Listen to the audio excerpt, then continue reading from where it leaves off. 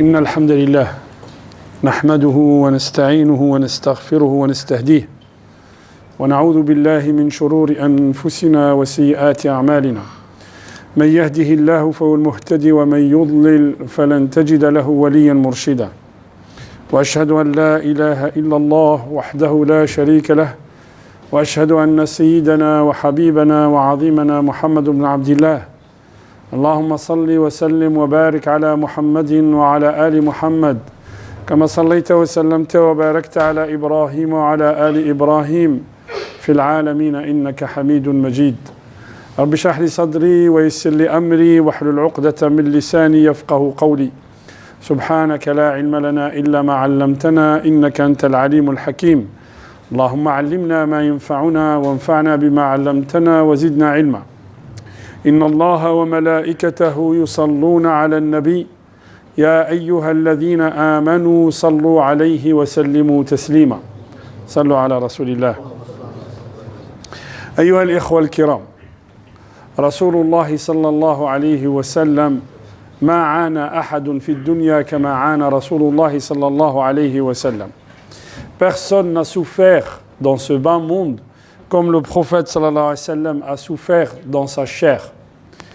Et de ça, nous avons des exemples de la vie du prophète sallallahu alayhi wa sallam.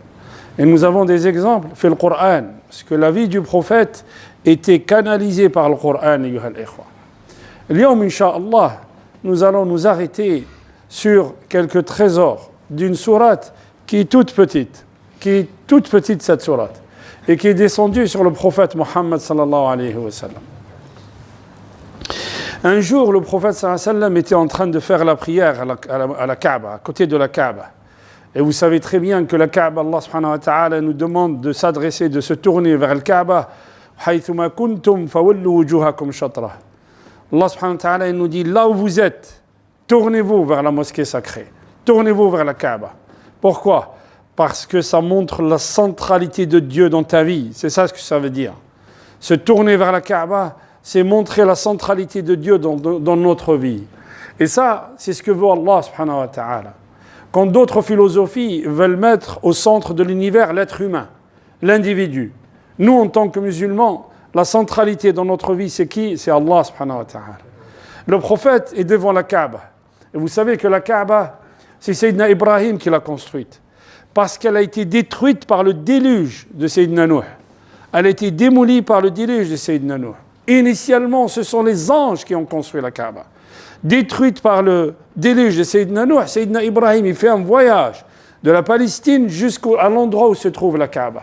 Et à chaque fois où il s'arrêtait, Jibril il vient, il dit non, c'est pas ici, continue. Et il arrive à l'endroit où aujourd'hui on vous dit, si on prend la Pangée, si on lit les continents et vous tracez 2 diagonales, la Kaaba se trouve pile poil au milieu de cette diagonale. C'est-à-dire que la Kaaba, elle est pile poil, si on relie les terres, elle est pile poil au centre de la terre. Et la Kaaba est liée à Al-Bayt al-Ma'mour. Elle est liée à Al-Bayt al-Ma'mour qui est la Kaaba des anges, là-haut, au 7e ciel. Sayyidina Muhammad sallallahu alayhi wa sallam, quand il a fait le voyage nocturne, il a vu Sayyidina Ibrahim adossé à Al-Bayt al-Ma'mour.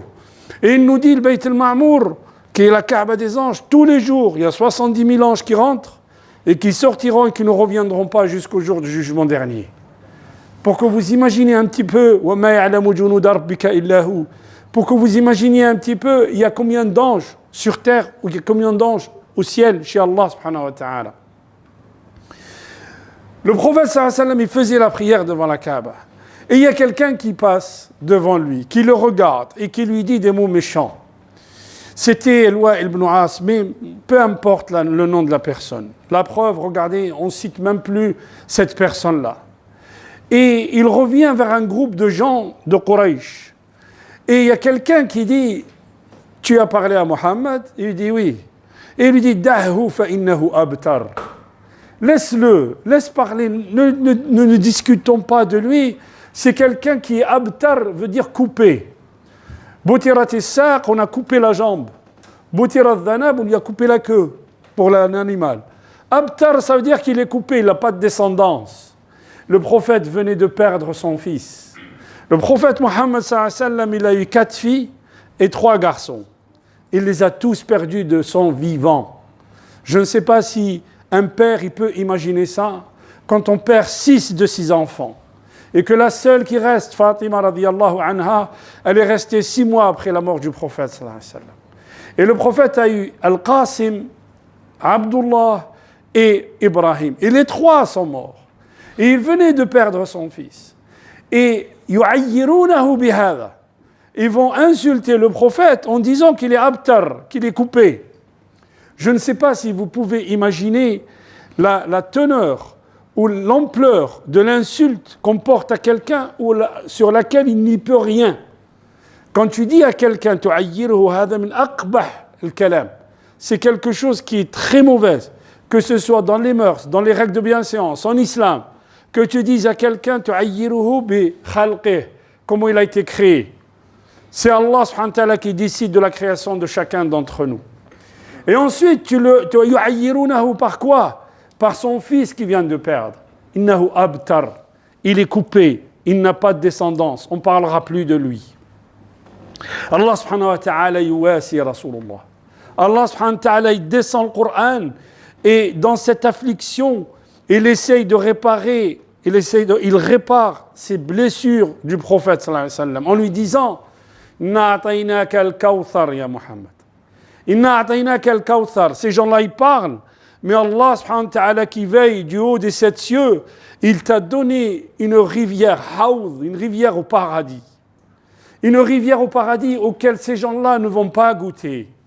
Et d'ailleurs, shani'ak, celui qui t'a insulté, et celui qui aïrak aujourd'hui, fahuwa al-abtar, c'est à celui-là qui est abtar, on ne le citera plus son nom. Et d'ailleurs, regardez bien, on dit que c'est Abu Jahl qui a dit Muhammad abtar. Aujourd'hui, quand on cite Abu Jahl, surtout on cite al-la'na, on cite les méfaits qu'il a fait. Alors que chacun de nous, il doit faire attention. Et c'est ça la hikmah, si vous voulez. C'est ça la sagesse qui sort de cette sourate, de cette ayah. Allah subhanahu wa ta'ala, il nous dit, Al-Abtar, celui quand on le cite, à chaque fois qu'on le cite, yal'anuhum nas. À chaque fois quand on le cite, les gens ils disent, maudit soit-il. Quand ils citent un criminel, quand ils citent quelqu'un qui a fait du mal, on cite un criminel, on cite que le mal avec lui. فليحذر كل واحد منا إنما هي صحيفتنا كما قال الحسن البصري رضي الله عنه. Hassan al-Basri, il marchait dans la rue. Et il y a quelqu'un qui passe, il commence à l'insulter. Et lui dit إنما هي صحيفتك. C'est juste ta feuille de livre. Le jour du jugement, on aura tous notre livre, أيها الإخوة. وكل إنسان ألزمناه طائره في عنقه. ونخرج له يوم القيامة كتابا يلقاه منشورا اقرأ كتابك كفى بنفسك اليوم عليك حسيبا. Allah dit في سورة الإسراء, chaque âme, chaque être humain, on lui a collé son livre. Et on vous dit dans l'explication, l'exégèse de cette ayah, que quand la personne elle meurt, les anges viennent avec le livre de sa vie. Ils lui collent ça à son cou et il va dans sa tombe avec le livre de sa vie. Le jour du jugement, Al-Malaïka, ils vont distribuer de nouveau ces livres. Et chacun, celui qui va recevoir son livre de la main droite, il sera content. Il y a des gens qui vont essayer de mettre la main gauche derrière leur dos pour que les anges leur donnent le livre à la main droite. Mais les anges viendront derrière eux pour leur donner le livre sur la main gauche. Et celui qui a eu son livre sur la main gauche, sera traité d'une manière terrible par les anges et par Allah subhanahu wa ta'ala. Chacun de nous, ayyuha al-ikhwa, il doit mesurer ce qu'il dit. Il doit mesurer ce qu'il fait. C'est ce que dit Allah subhanahu wa ta'ala dans cette ayah. Mais dans cette sourate, ayyuha al-ikhwa, il y a des kunuz. Il y a des kunuz, il y a des trésors. Le premier trésor, c'est que celui qui t'insulte, c'est pas dit qu'il est meilleur que toi. Ça, c'est l'agrément, c'est Allah subhanahu wa ta'ala qui le donne. C'est pas les gens qui t'applaudissent. Ou c'est pas les gens qui rigolent avec toi. C'est pas ça, l'agrément. L'agrément, c'est Allah qui le donne. Et Allah, il dit au prophète, alors que la terre entière, sa tribu, les gens autour de lui étaient tous contre lui. Et lui dit, Inna a'taynaka al-kawthar. Allah, il t'a élevé. Il a élevé ta renommée. Et on va te citer, regardez. Le prophète sallallahu alayhi wa sallam n'a pas laissé d'enfants. Mais regardez combien de followers il a aujourd'hui, le prophète. Combien de gens qui le suivent. À chaque fois, on vient d'entendre l'adhan, on dit Ashhadu an la ilaha illallah wa ashhadu anna Muhammadan Rasulullah. À chaque fois, le prophète sallallahu alayhi wa sallam, dans notre prière, dans nos prêches, dans nos assises, dans nos adhan, dans notre lecture, on cite le prophète sallallahu alayhi wa sallam, il dit sallallahu alayhi wa sallam, qu'Allah élève à chaque fois, regardez, jusqu'à la fin des temps. Man al-abtar, qui c'est qui est coupé? Celui qui a insulté le prophète. Donc Allah subhanahu wa ta'ala lui dit, nous t'avons donné Al-Kawthar. Bien sûr, certains disent que c'est le fait qu'Allah lui donne une rivière au paradis. D'autres, ils disent, cette élévation et cet agrément, c'est le Kawthar aussi. Al-Kawthar, c'est l'agrément d'Allah qui accepte ce que tu fais, frère. Wa anta 'inda Allahi 'azim, walakin 'inda an-nas tuhqar. Chez les gens, ils peuvent t'insulter, ils peuvent dire des choses sur toi, ils peuvent raconter des calomnies sur toi, mais chez Allah subhanahu wa ta'ala, tu es élevé. Mais alors, si tu es élevé chez Allah, et nous sommes aujourd'hui, ayyuha al-ikhwa, le 22 Dhul Qa'dah, donc dans quelques jours, on sera le premier Dhul Hijjah, shahrun 'azim, min a'zam ash-shuhur al-hurum, c'est un grand mois Dhul Hijjah. Allah subhanahu wa ta'ala dit, fasalli li rabbika wanhar. Fasalli li rabbika wanhar. Comment tu fais face au bienfait d'Allah? Tashkuru an-ni'mah. Kayfa tashkuru an-ni'mah? An ta'buda rabbaka hatta ya'tiyaka al-yaqin. Que tu sois un adorateur fidèle dans l'humilité vis-à-vis d'Allah subhanahu wa ta'ala. Que tu sois un adorateur fidèle à Allah subhanahu wa ta'ala. Et surtout, Allah il nous montre quelque chose qui est extraordinaire dans l'islam. An-nahr. C'est-à-dire, tu vas immoler un mouton ou immoler un animal et tu vas le distribuer sur les pauvres. Tu fais nourrir les pauvres. Autrement dit, qu'est-ce que ça veut dire ça, ayyuha al-ikhwa? Tu as une double relation. Une relation avec Allah et une relation avec les gens. Nous avons une relation verticale vis-à-vis d'Allah et une relation horizontale vis-à-vis de la société. On ne peut pas être juste mu'min. Allah subhanahu wa ta'ala nous dit « Illa alladhina amanu wa amilu s-salihat » Tu ne peux pas juste croire. Chez les chrétiens, tu crois en Jésus et tu as la rédemption le jour du jugement. Et tu as le salut le jour du jugement. Tu crois juste. L'islam, c'est la seule religion qui te dit il ne suffit pas que tu t'appelles Ahmed ou Mohammed ou que ton père soit musulman ou que tu crois juste au prophète et à Allah et tu fais rien. Et tu arrives le jour du jugement, Allah subhanahu wa ta'ala yuhasibuk. Allah subhanahu wa ta'ala yuhasibuna sur notre adoration et sur notre relation. Et combien de fois nous avons dit fi usul al-fiqh, dans les fondements de jurisprudence, la définition de din, c'est quoi? C'est l'ensemble des relations qui régissent l'être humain avec son Seigneur et l'être humain avec les autres créatures. L'être humain avec son Créateur et l'être humain avec les autres créatures. Donc ça, din, ayyuha al-ikhwa. Din, c'est toutes ces relations-là, c'est ça, din. Tu ne peux pas faire la prière et passer ta vie à calomnier. Et tu dis, moi je suis musulman. En quoi? En quoi tu es musulman? وَتَحْسِبُونَهُ هَيِّنًا وَهُوَ عِنْدَ اللَّهِ عَظِيمٌ. Deuxième point, ayyuha al-ikhwa. فَصَلِّ لِرَبِّكَ وَانْحَرْ إِنَّ شَانِئَكَ هُوَ الْأَبْتَرُ. C'est ce que dit Allah subhanahu wa ta'ala. Deuxième point, quelque chose qui est important dans la vie du musulman.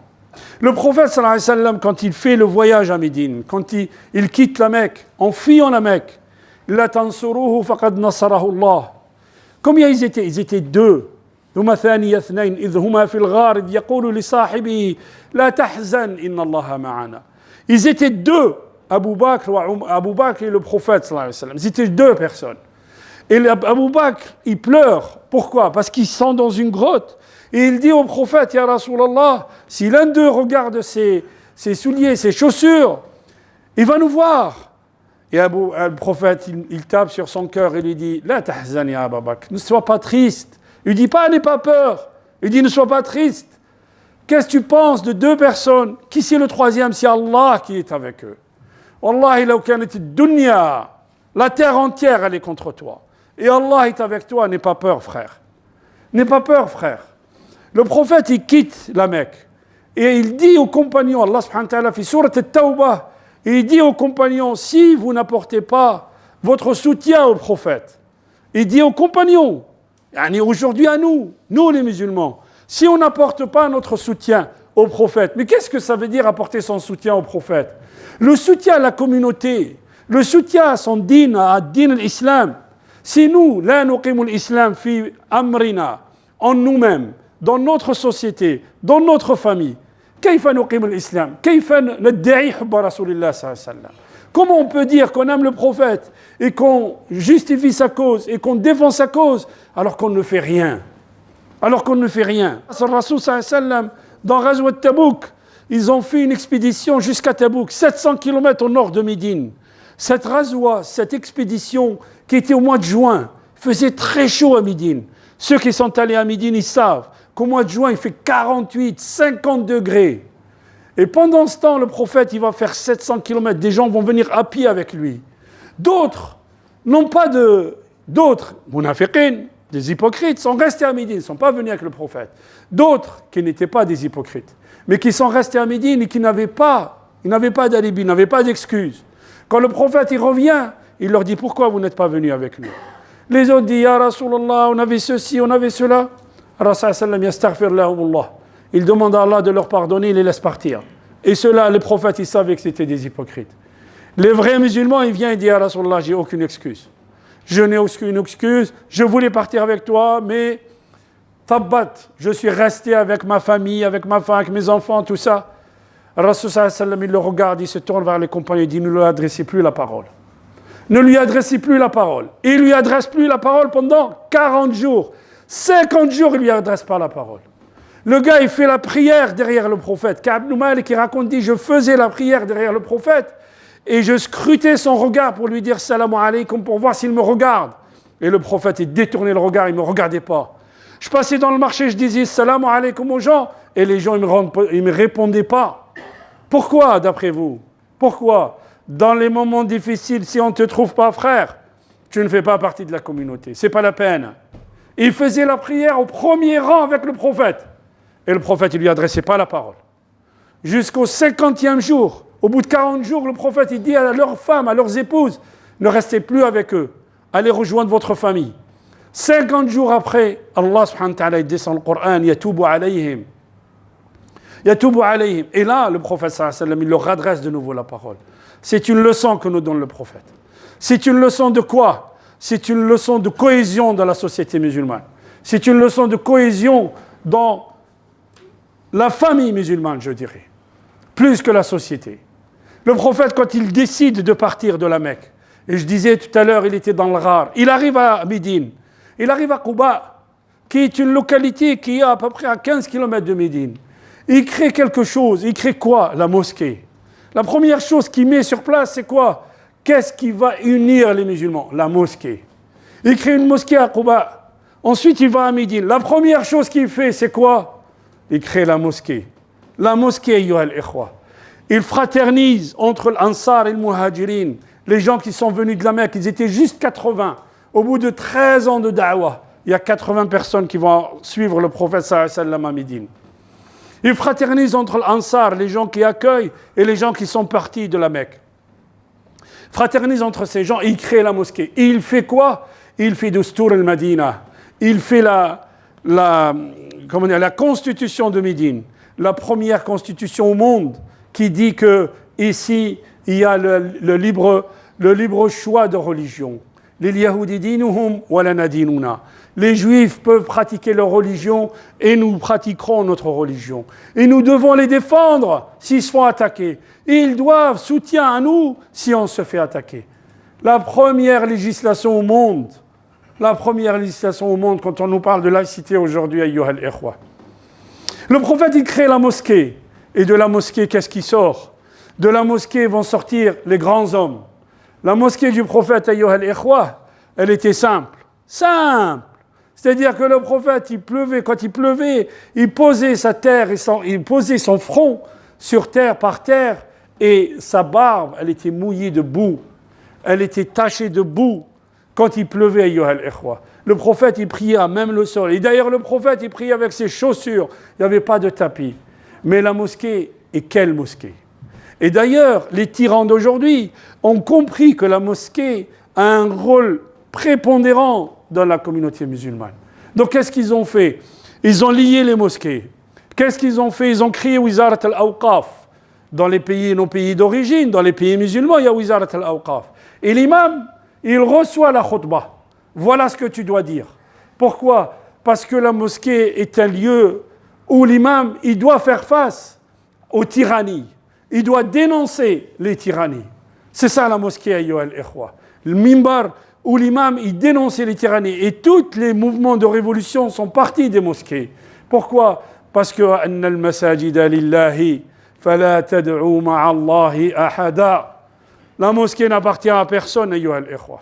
Elle appartient à Allah.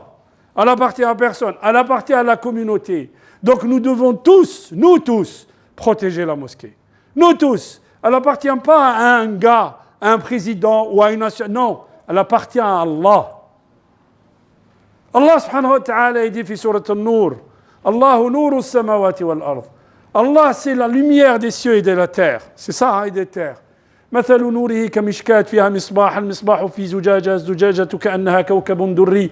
المهم آخر الآية الله سبحانه وتعالى nous dit نور على نور يهدي الله لنوره من يشاء. Lumière sur lumière, Allah guide vers sa lumière qui il veut. Après l'ayah, et qu'est-ce qu'on a dit combien de fois? Al-Qur'an, comment il se comprend? بالسوابق واللواحق والقرائن. Vous prenez une ayah, vous regardez ce qu'il y a avant, vous regardez ce qu'il y a après, et vous regardez ce qui ressemble à cette ayah. Et Allah subhanahu wa ta'ala, après cette ayah, après avoir parlé de Nourus samawati wal ard, la lumière des cieux et des terres, il nous dit fi buyutin adina Allahu an turfa wa yudhkara fiha ismuh. Dans des demeures où Allah subhanahu wa ta'ala a donné la permission qu'elle se lève et qu'on cite et qu'on glorifie son nom. Si la mosquée ne s'élève pas, c'est qu'Allah ne l'a pas permis. C'est que le qulub elle est malade. C'est qu'il y a un problème dans la mosquée, ayyuha al-ikhwa. Si la mosquée ne s'élève pas, vous avez vu, il y avait un projet de mosquée à Marseille. Ça n'a jamais vu le jour. Pourquoi? Les cœurs sont malades. Et les cœurs, qui c'est qui les connaît? Qui c'est qui les sait? Allah subhanahu wa ta'ala. On n'acceptera jamais, ayyuha al-ikhwa, que quelqu'un se dise président ou trésorier ou n'importe qui et qui vienne nous faire la loi dans la mosquée. Et qui, surtout quand la personne décide de confondre son mail personnel avec le mail de la mosquée, son argent personnel avec l'argent de la mosquée. هذا أبدا. الرسول صلى الله عليه وسلم nous dit من رأى منكم منكر فليغيره. Quand quelqu'un de vous, il voit un munkar, quelque chose de mauvais, il doit le changer. Et il nous dit le prophète sallallahu alayhi wa sallam, لو أن فاطمة بنت محمد سرقت لقطعت يدها. Si Fatima, elle vole, je lui appliquerai la législation. Je lui appliquerai la législation. Le Rasul sallallahu alayhi wa sallam, il nous dit, celui qui voit un mal, il doit le changer. Comment? Avec sa main. Ça veut dire quoi avec sa main? Pas il prend la bazooka, non. Il doit mettre les moyens pour changer le mal. Quand il va s'il ne peut pas avec sa main, qu'est-ce qu'il fait? Fabilisani, il doit amener les choses à changer. Le minimum, c'est qu'on change le mal avec son cœur. Qu'on change le mal avec son cœur. Si le cœur ne réagit pas à un mal, la personne fait partie de l'équation du mal. C'est-à-dire, tu vois le mal, mais ton cœur, il ne bouge pas. Et tu dis, moi, je viens à la mosquée, je fais ma prière, je rentre à la maison. Non, tu n'as pas le droit. Devant Allah, tu n'as pas le droit. Wallahi, wallahi, wallahi. Allah yuhasibuna. Allah subhanahu wa ta'ala nous demandera des comptes le jour du jugement. Quand on voit un mal et qu'on n'agit pas, wallah, Allah subhanahu wa ta'ala yuhasibuna. Wa kana man kan. Quelle que soit la personne. Abu Bakr, radiyallahu anhu. Wa ma adraka ma Abu Bakr. Je vous ai dit la semaine dernière, le prophète sallallahu alayhi wa sallam, quand il a demandé à Aïcha, Muru Abu Bakrin falyusalli bin nas. Demandez à Abu Bakr, il fait la prière. Et Aïcha lui dit, Ya Rasulallah, inna Abu Bakr insanun raqiq, c'est quelqu'un de faible. Et quand il commence à faire la prière, il pleure. Qala muru Abu Bakrin falyusalli bin nas. Demandez à Abu Bakr qu'il fasse la prière. Et Aïcha, elle continue. Et le prophète, il dit, inna kunna khawatu Yusuf. Vous êtes les sœurs de Joseph, de Yusuf, celles qui ont tenté Yusuf. Vous tergiversez tout le temps, vous polémiquez tout le temps. Je vous ai dit, mettez Abu Bakr. Et puis un jour, le prophète malade, il regarde, il voit que c'est Omar qui est passé. Il dit, Ya'ballahu hadha wa rasuluh. Allah, il n'aime pas ça, il ne veut pas ça. Et son prophète aussi, il n'aime pas ça. Abu Bakr, il monte sur le mimbar. Quand il a été élu, quand on lui a donné allégeance, qu'est-ce qu'il dit? La première chose qu'il dit, je suis responsable, on m'a nommé responsable sur la communauté. Mais je ne suis pas le meilleur d'entre vous. C'est comme ça que dit Abu Bakr. Si vous voyez que je suis tordu, si vous voyez que j'ai fait une erreur, qawwimuni, remettez-moi à l'endroit. Remettez-moi à l'endroit. Aujourd'hui, si tu dis à quelqu'un, là tu te trompes, tu deviens l'ennemi public, tu deviens l'homme à abattre. On te calomnie, on lance des choses sur toi. Pourquoi? Parce que tu lui dis, c'est pas comme ça qu'il faut gérer. La gestion doit être saine, doit être transparente. Et quand vous dites ça, vous devenez l'homme à abattre. Omar ibn al-Khattab, il monte sur le mimbar, il dit, Ayyuhan nas, as-sam'a wa ta'a. Écoutez, obéissez. Quelqu'un se lève et lui dit, la sam'a wa la ta'a. Ni on t'écoute, ni on t'obéit. Pourquoi? Tu fais 2 mètres. Hier, tu nous as distribué des étoffes de tissu. L'étoffe, elle faisait 1 mètre. Comment tu as fait pour avoir un qamis alors que toi, tu fais 2 mètres? Qui est le couturier qui te fait un qamis de 2 mètres alors que tu lui donnes une étoffe de 1 mètre? Omar al-Khattab, il se tait, il dit, Qom ya ibn Omar, Qom ya Abdullah. Abdullah, c'est son fils. Il dit, lève-toi, explique-leur. Et Abdullah, yashhad amam Allah, qui lui a donné son étoffe à lui pour qu'il puisse faire son qamis. Vous imaginez, ayyuha al-ikhwa, une étoffe. Des gens sont restés 30 ans, ils n'ont rien fait. Et aujourd'hui, ils nous disent, c'est moi le chef. Non, tu n'es pas le chef. Le chef, c'est Allah subhanahu wa ta'ala. Quand on n'a rien fait pendant 30 ans, on ne nous dit pas, c'est nous le chef. Donnez-nous les résultats de ce que vous avez fait. Et là, on regarde dans le détail ce que vous avez fait. Si vous avez fait bien, marhaban, nad'oukum al-khair, incha'Allah. Si vous avez fait mal, toubu ilallah. On n'est pas dans un lieu où on se bagarre. La mosquée, c'est le lieu d'Allah subhanahu wa ta'ala. Dernière chose, Allah subhanahu wa ta'ala dit وَمَنْ أَظْلَمُوا مِمَّنْ مَنَعَ مَسَاجِدَ اللَّهِ أَنْ يُذْكَرَ فِيهَا اسْمُهُ وَسَعَى فِي خَرَابِهَا أُولَٰئِكَ مَا كَانَ لَهُمْ أَنْ يَدْخُلُوهَا إِلَّا خَائِفِينَ لَهُمْ فِي الدُّنْيا خِزْيٌ وَلَهُمْ فِي الْآخِرَةِ عَذَابٌ عَظِيمٌ. Et le prophète il nous dit وَإِنَّ الرَّجُلَ لَا يَعْمَلُ بِعَمَلِ أَهْلِ الْجَنَّةِ حَتَّى لَا يَبْقَى بَيْنَهُ وَبَيْنَهُ إِلَّا شِبْرٌ فيسبقه القدر فيعمل بعمل أهل النار فيدخلها. L'homme, il fait que des œuvres des gens du paradis. Que des œuvres. Vous le voyez là à la mosquée, il fait la prière, il fait le jeûne, masha'Allah. Et ça, c'est ce que voient les gens. Il n'y a que Allah qui sait. Et avant de mourir, il fait des choses, min ahli nar. Il fait des choses dans les gens de l'enfer. C'est le travail des gens de l'enfer, l'œuvre des gens de l'enfer. يسبق عليه القدر فيدخل النار. Et d'autres, dont le cœur est saint, ils ont fait des sayyi'at, ils ont fait des mauvaises œuvres, mais leur cœur est saint. Avant de mourir, yatoub ila Allah subhanahu wa ta'ala. Yatoub ila Allah. Et yatoub ila Allah, fa yatoub Allah alayhi wa yudkhiluhu al-jannah. Et Allah subhanahu wa ta'ala lui pardonne, il le fait rentrer au paradis. Dernière histoire, ayyuha al-ikhwa. Un jour, un roi, il décide de construire une mosquée et de prendre en charge tous les frais de la mosquée. Tous les frais. Il dit, vous n'acceptez pas un rond de personne. Et il dit, cette mosquée, elle va s'appeler la mosquée du roi, par exemple, du roi Abdullah. Yanamu fil manam. Il dort et il voit un ange venir dans la nuit. Et lui dit, il enlève la mosquée de Abdullah, il met le nom d'une femme. Il met cette mosquée, c'est le nom d'une femme. Il met le nom d'une femme. Il se réveille. Il dit, subhanallah, j'ai tout fait pour cette mosquée et on dit que c'est le nom d'une autre personne. Deuxième jour, il fait le même rêve. Troisième jour, il fait le même rêve. Il ramène les gens sur lesquels les responsables, les administrés, il leur dit, cherchez-moi cette dame. Est-ce qu'elle est dans mon royaume? Je vois dans le rêve que la mosquée, elle est à son nom. Cherchez-moi cette dame. Ils vont chercher cette dame. Ils vont la trouver. C'est une vieille femme, masha'Allah. Il la ramène chez le roi. Il dit, qu'est-ce que tu as fait à cette mosquée pour que le malak, il passe la nuit, il enlève mon nom, il met ton nom. Qu'est-ce que tu as fait? Elle a dit, Wallah, j'ai rien fait. Je passe par la mosquée, je vois un cheval qui participe aux travaux. Le cheval, il ramène les matériaux de travaux. Et il est laissé livré à lui-même. Quand je passe, je lui donne à boire. Et tous les jours, je passe, je lui donne à boire. Elle donne juste à boire au cheval, ayyuha al-ikhwa. Allah subhanahu wa ta'ala a dit aux anges, cette mosquée, elle est à son nom. Quand certains ils pensent que la mosquée, c'est leur lieu, c'est leur maison, c'est à eux. C'est aux musulmans la mosquée. C'est Allah subhanahu wa ta'ala. اللهم اجعلنا من التوابين واجعلنا من المتطهرين. اللهم أرنا الحق حقا وارزقنا اتباعه وأرنا الباطل باطلا وارزقنا اجتنابه. أقول قولي هذا وأستغفر الله لي ولكم فاستغفروه يغفر لكم إنه هو الغفور الرحيم. بسم الله والحمد لله والصلاة والسلام على رسول الله ولا حول ولا قوة إلا بالله. أيها الإخوة, on reçoit beaucoup de demandes de dua, beaucoup de gens qui nous demandent de faire des duas. Il y a particulièrement des frères et des sœurs qui nous appellent du nord en nous disant que la maman Fatima, elle est dans le coma. Qu'Allah subhanahu wa ta'ala shafiha insha'Allah. Aminu ayyuha al-ikhwa, baynakum insha'Allah. Parmi vous, il y a une sainte salih, yastajibu lahu Allah subhanahu wa ta'ala. أمنوا الله سبحانه وتعالى يغفر لها ويشفيها إن شاء الله ويخرجها من الضنك. اللهم ارفع عنها الحرج وارفع عنها المرض. اللهم اشف مرضانا ومرضى المسلمين. اللهم ارحم موتانا وموتى المسلمين.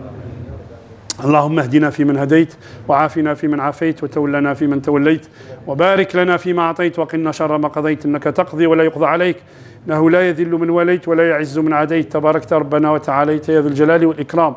اللهم اقسم لنا من خشيتك ما تحول به بيننا وبين معصيتك ومن الطاعات ما تبلغنا به جنتك ومن اليقين ما تهون به علينا مصائب الدنيا ومتعنا اللهم بأسماعنا وأبصارنا وأبداننا أبدا ما أحييتنا واجعله الوارث منا واجعل ثأرنا على من ظلمنا وانصرنا على من عادانا ولا تجعل الدنيا أكبر همنا ولا مبلغ علمنا واجعل الحياة زيادة لنا في كل خير واجعل الموت راحة لنا من كل شر.